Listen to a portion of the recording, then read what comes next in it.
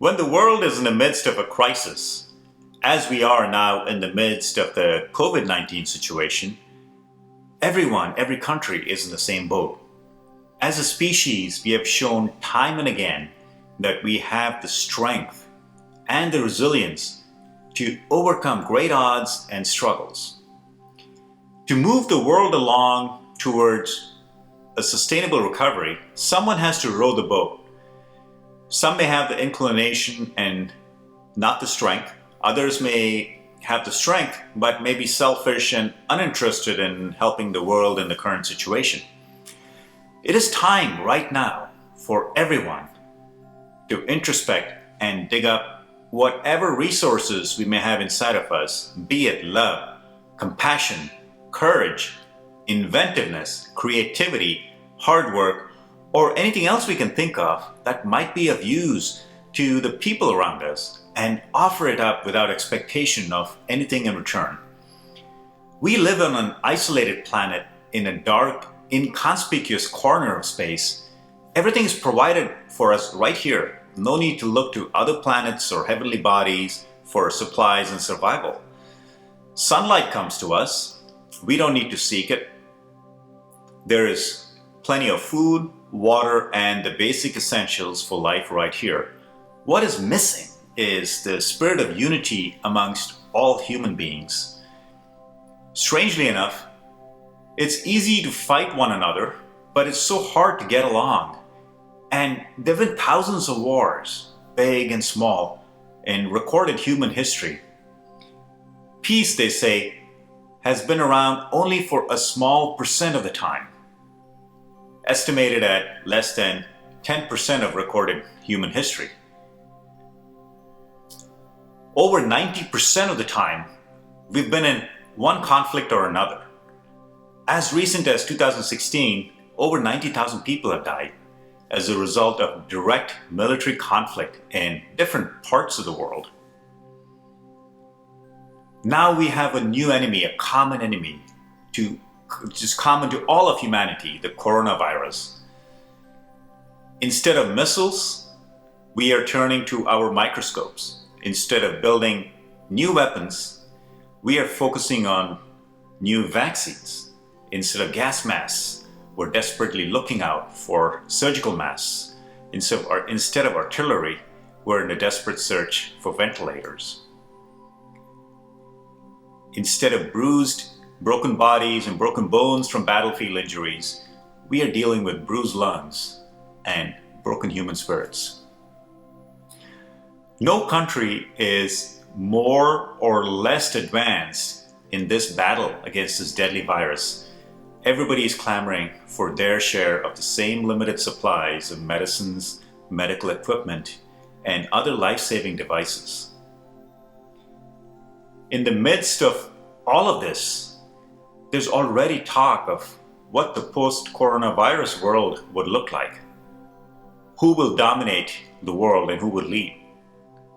Will there be a shakeup at the top of the world order? What will the recovery look like?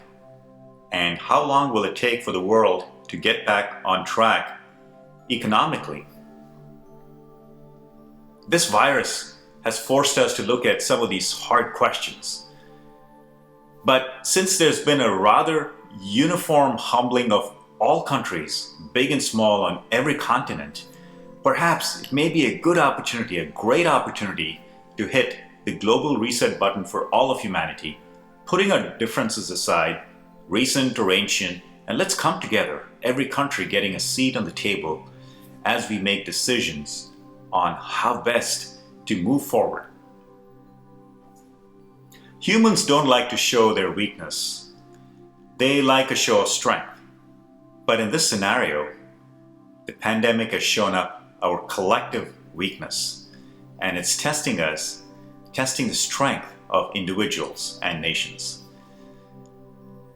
As the world leaders sort out these complicated geopolitical issues, as individuals, we are not off the hook. There is conflict right within all of us, in our mind. It is a place of constant conflict. Thoughts don't get along, just as people and nations don't get along. There are so many competing interests amongst the various factions in the mind. It may be easier to restore harmony in the outer world than it is in one's own mind. The fundamental question to ask of ourselves, what are we really fighting for? We are so habituated to living in conflict of one kind or another. In our mind, we find it it's normal to be in that state of perpetual conflict. We find it unusual to have a stable state of peace within at all times. It is a rarity and it is much sought after. Everybody is seeking mental peace and happiness.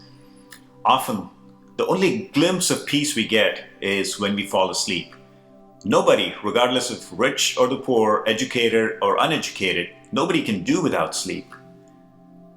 In sleep, everything is forgotten. All our identities we acquire during our waking hours simply fall away. That one quality, which is the loss of identity of being this or that, is perhaps what makes sleep so restful. During our waking hours, some thoughts dominate others. The ones that align with our chosen identity seek to subjugate and stand in opposition to thoughts that are against them. Thoughts have their own armed factions: greed, anger, jealousy, and envy. It is extremely hard to put down our identity and say we are a nobody. It is such an uncomfortable thought to even consider that. But as children, we were extremely happy being nobody. When we realize again the concept of a nobody, there's nothing to hide, nothing to protect. We are essentially free and liberated. But a part of us holds back and says the world would take advantage of our goodness. We will not be able to succeed in the world. It is better to become somebody in order to succeed.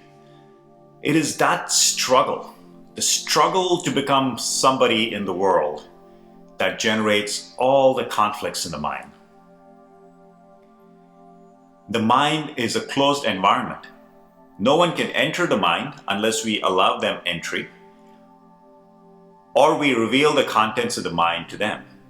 It is a very private battlefield, but it is also a good place, a safe place to expose our vulnerable side and face our fears and anxieties and deal with them.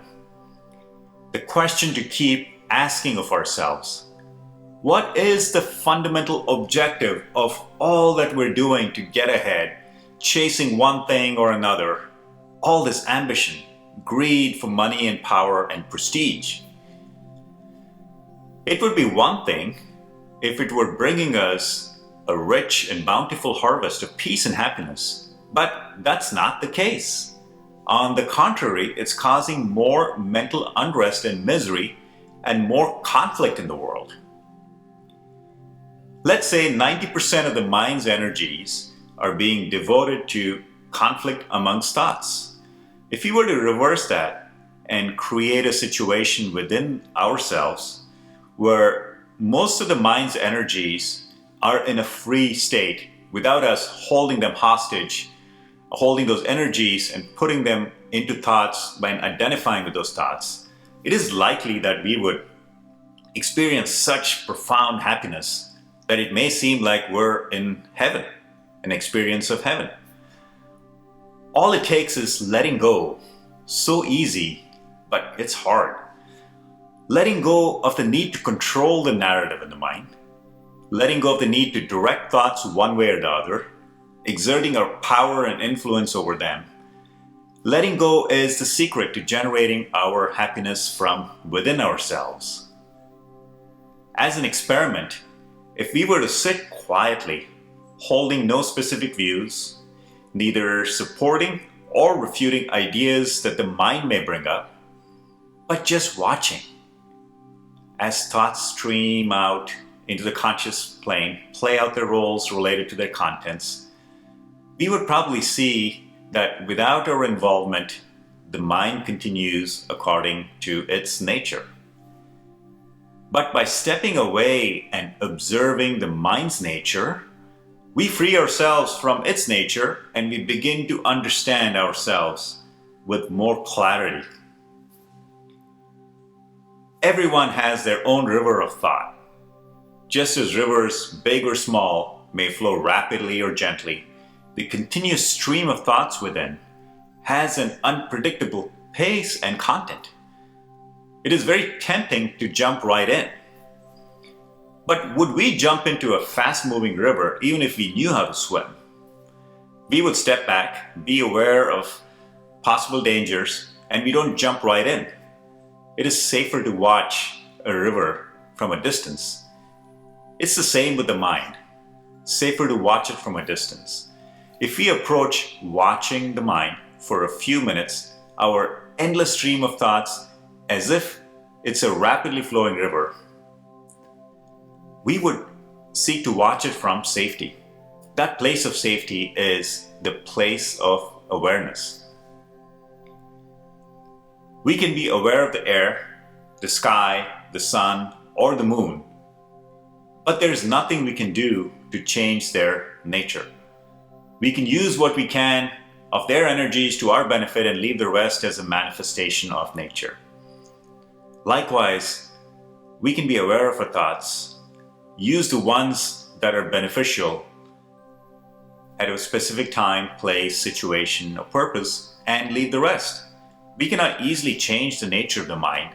It is a lot easier to change how we approach the mind. And for that, awareness is important.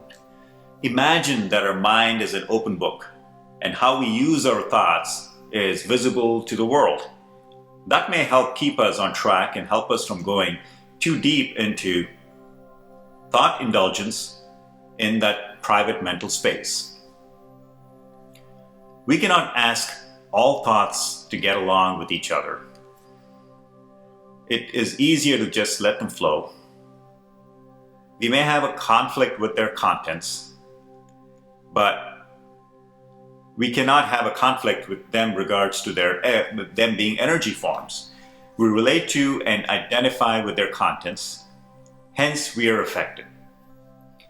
Awareness of the mind and thoughts helps us relate to them as a stream of energy, and this dilutes their contents and makes them more indistinct to our perception. When thoughts are not highly personal, it becomes easier for us to use their energies. Generally, negative thoughts have a very high personal context. Positive ones are less so. They are easy to share and they are more readily accepted by everybody. Sharing good thoughts and our positivity is a way of helping others.